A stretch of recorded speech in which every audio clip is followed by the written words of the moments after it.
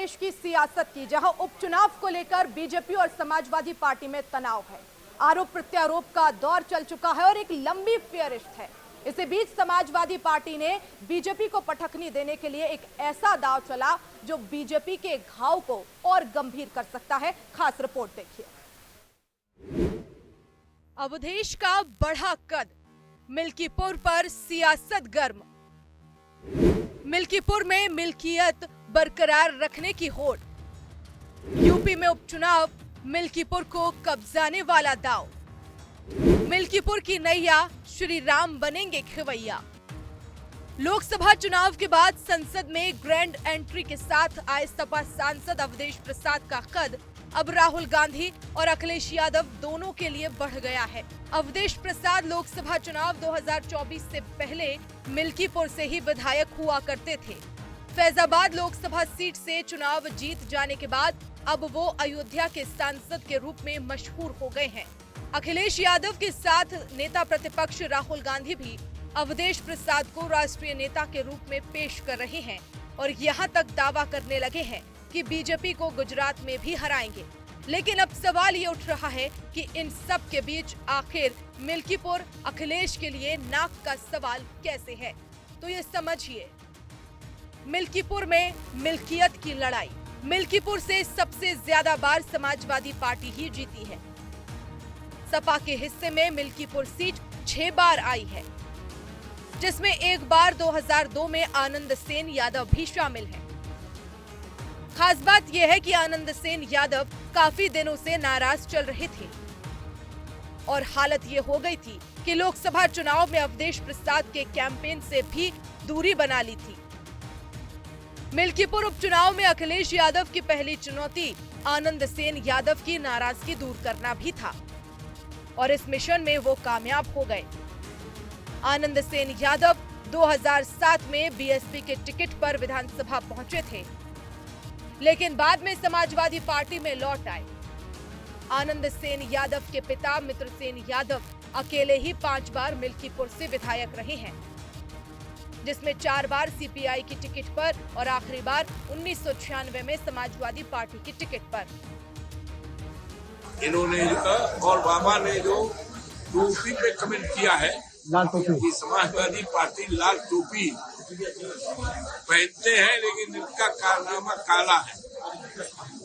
पता नहीं बाबा को लाल टोपी से क्यों इतना नफरत है, क्यों जुड़ाव है। इनको इस पर डर है।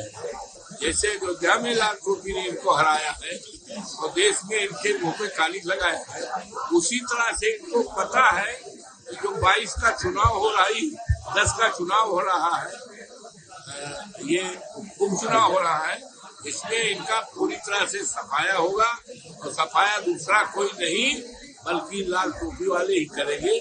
और इनको इस बात का दहशत है, इनकी विदाई भी हो जाएगी। इसी 22 उपचुनाव में जब ये हारेंगे तो इनकी विदाई भी हो जाएगी। अब तो ऐसा लगता है मिल्कीपुर में मिल्कियत की लड़ाई फैजाबाद लोकसभा से भी ज्यादा इम्पोर्टेंट हो गई है। जहां सपा अध्यक्ष अखिलेश यादव के लिए मिल्कीपुर नाक का सवाल है, तो वहीं सीएम योगी के लिए अपनी क्रेडिबिलिटी साबित करने का मौका, क्योंकि लोकसभा के चुनाव ने काफी हद तक बीजेपी के लिए यूपी की पिच बदल दी है। अब ये समझिए कि मिल्कीपुर बीजेपी के लिए क्यों जरूरी है। बीजेपी को चाहिए मिल्कीपुर। अयोध्या में बीजेपी की हार के बाद अब मिल्कीपुर में जीतना बीजेपी के लिए जरूरी है, क्योंकि ये हार राम मंदिर के उद्घाटन के बाद हुई, जिसने सारे समीकरण बिगाड़ दिए। लोकसभा चुनाव के नतीजे आने के बाद धर्म पर चर्चा तेज हो गई और धर्म की राजनीति पर कास्ट पॉलिटिक्स हावी होने लगी। यानी कि अब मिल्कीपुर सीट पर फिर से लड़ाई धर्म बनाम जाति की हो गई है। आपने जनादेश 5 वर्ष का दिया था, लेकिन आपको उपचुनाव का सामना करना पड़ रहा है। यहां का विकास बाधित हुआ है। समाजवादी पार्टी प्रदेश के अंदर अराजकता पैदा करने की अपनी कुत्सित मंशा से आज भी वह कहीं भी जब भी उसको मौका मिलता है उस अवसर को वह जाया नहीं होने देती है। आपने भी इसके चरित्र को देखा है अयोध्या के अंदर, कैसे समाजवादी पार्टी का एक नेता वहां पर एक निषाद बेटी के इज्जत के साथ खिलवाड़ करता है और समाजवादी पार्टी के मुखिया बेशर्मी के साथ उस बेशरम के खिलाफ कार्रवाई करने की बजाय उसका समर्थन करते हुए दिखाई दे रहे थे। देखिए, जो चुनाव में अधिकारियों को जात के नाम पर हटाते हो, धर्म के नाम पर हटाते हो, वो लोग जात के नाम पे झूठे मुकदमे भी तो लगाते हैं।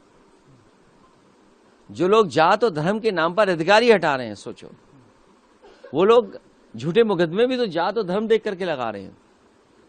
सोचिए कैसा लोकतंत्र है। इसकी शिकायत चुनाव आयोग की हुई है, लेकिन उसके बावजूद भी पीडीए इनको हराएगा। पीडीए की रणनीति 10 के 10 उपचुनाव में भारतीय जनता पार्टी को सबक सिखाएगी। फिलहाल मिल्कीपुर में हर कोई अपनी गोटी फिट करने की होड़ में है, कोई धर्म के नाम पर तो कोई जाति के नाम पर। यानी कि इस बार यूपी उपचुनाव में तीनों ही पार्टी का फोकस मिल्कीपुर पर ही रहने वाला है। ब्यूरो रिपोर्ट, हिंदी खबर।